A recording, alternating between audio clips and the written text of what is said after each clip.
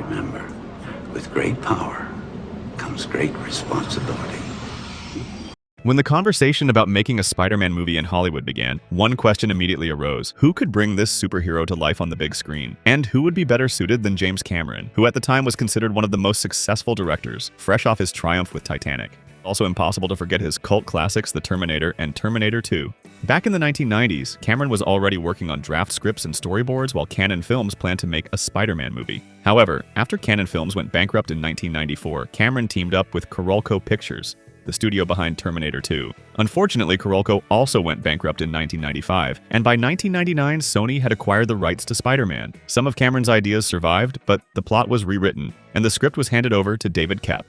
Interestingly, a few of Cameron's original concepts made it into the final film, most notably the organic origin of Peter Parker's web, which came directly from his wrists rather than from cartridges as in later films. Yet Cameron's script was vastly different, darker, more mature, and aimed at an R rating, reflecting the grim tone of 1990s comics, unlike Sam Raimi's PG-13 version. For instance, one scene had Peter Parker secretly watching Mary Jane undress.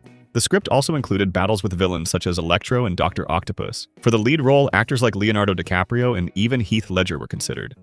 The Spider-Man movie gave us the iconic upside-down kiss between Peter and Mary Jane, which audiences at the time considered incredibly romantic. However, filming that scene was far from romantic. Tobey Maguire faced real challenges. Hanging upside down was uncomfortable, and the rain effects constantly ran into his nose, making it hard to breathe. On screen, it looked beautiful, but for the actor, it was almost a nightmare.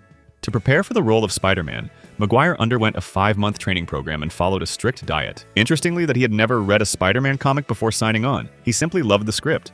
Another fun fact, Spider-Man's costume was one piece, making bathroom breaks a major hassle, as the suit had to be removed completely.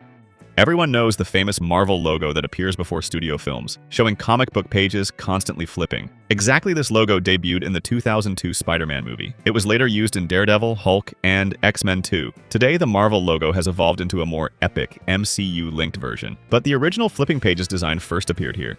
Filming took place in New York in early 2001, so naturally the Twin Towers were visible in some shots.